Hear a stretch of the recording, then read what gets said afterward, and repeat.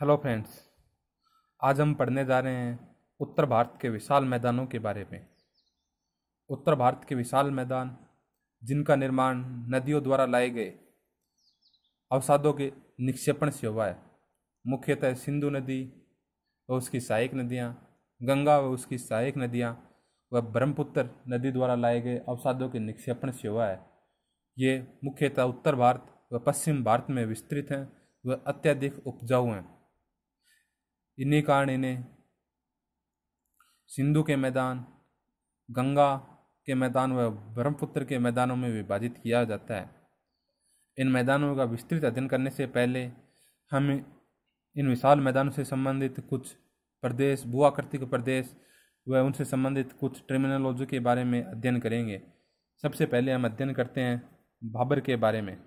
भाबर प्रदेश जो कि हिमालय के दक्षिण में स्थित है, मैं कहूँगी शिवालिक के गिरिपद में स्थित एक प्रदेश है, जो कि लगभग एक संकरी पट्टी के रूप में पश्चिम से पूर्व की ओर विस्तृत है, जिसकी चौड़ाई लगभग 8 से 15 किलोमीटर तक है और वह पश्चिम से पूर्व की ओर जाने पर उसकी चौड़ाई लगातार कम होती जाती है।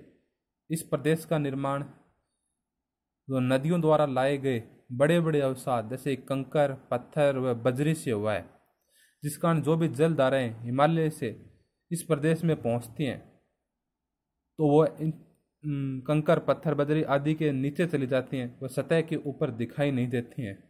साथ ही इस प्रदेश का निर्माण बड़े बड़े कंकर पत्थरों से होने के कारण यहाँ मिट्टी का विकास नहीं हो पाता है। इस कारण यह प्रदेश सामान्यतः अनउपजाऊ होता है, परंतु हिमालय के नज़दीक होने के कारण यहाँ अत्यधिक वर्षा होती रहती है, तो यहाँ सघन वनस्पति पाई जाती है।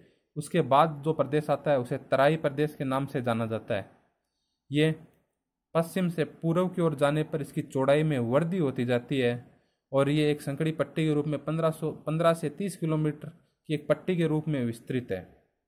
जो नदियाँ भाबर में जाकर विलुप्त हो जाती हैं या सतह पे दिखाई नहीं देती है, वह तराई में आकर पुनः सतह के ऊपर दिखाई देने लग जाती हैं। साथ ही ये एक अर्ध दलदली क्षेत्र होता है, यहाँ अत्यधिक वर्षा होती है और साथ ही यहाँ गन्ने व चावल की खेती भी बहुत होती है।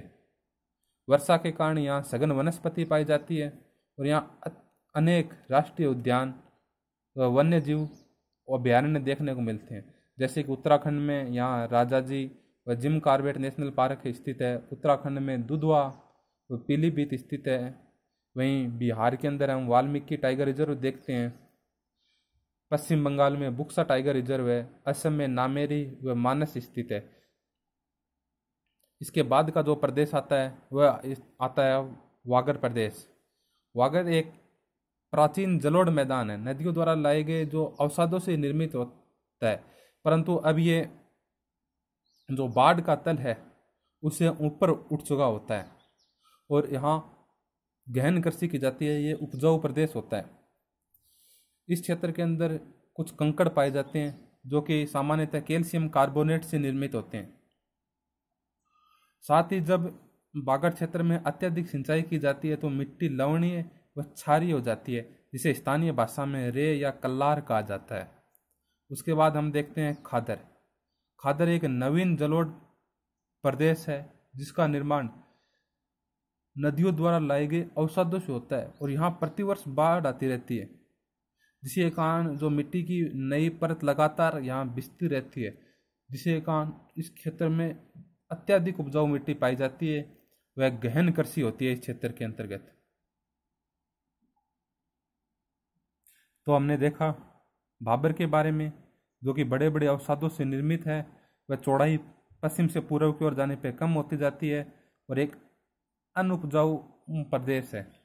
उसके बाद हमने देखा तराई, जिसकी चौड़ाई पश्चिम से पूर्व की ओर जाने पर बढ़ती जाती है। साथ ही नदियां सतह के ऊपर दिखाई देने लग जाती हैं। वह चावल व गन्ने की खेती होती है। उसके बाद हमने देखा वागड़, जो कि प्राचीन जलोढ़ मैदान है और उपजाऊ क्षेत्र है, गहन कृषि होती है। उसके बाद हमने देखा खादर, जो कि नवीन जलोढ़ मैदान है जहां मिट्टी की परत प्रतिवर्ष बिछती रहती है और गहन कृषि होती है इस क्षेत्र के अंतर्गत। और हमने देखा रे के बारे में, जो कि लवणीय व क्षारीय मृदा के कारण उसका निर्माण होता है। अब हम देखेंगे उत्तर भारत के विशाल मैदानों का वर्गीकरण। उत्तर भारत के विशाल मैदानों के अंतर्गत हम मुख्यतः राजस्थान के मैदान, पंजाब व हरियाणा के मैदान, गंगा के मैदान व ब्रह्मपुत्र के मैदानों का अध्ययन करेंगे। इनका विस्तृत अध्ययन अगले वीडियो में किया जाएगा, जिसमें हम गंगा के मैदानों का विस्तार से अध्ययन करेंगे, पंजाब व हरियाणा के मैदान का विस्तार से अध्ययन करेंगे, ब्रह्मपुत्र के मैदान का विस्तार से अध्ययन करेंगे, गंगा के मैदान का पुनः वर्गीकरण करेंगे, जो अपर गंगा के मैदान, लोअर गंगा के मैदान, मिडिल गंगा के मैदान, रोहिलखंड के मैदान आदि में इनका वर्गीकरण करके अध्ययन करेंगे।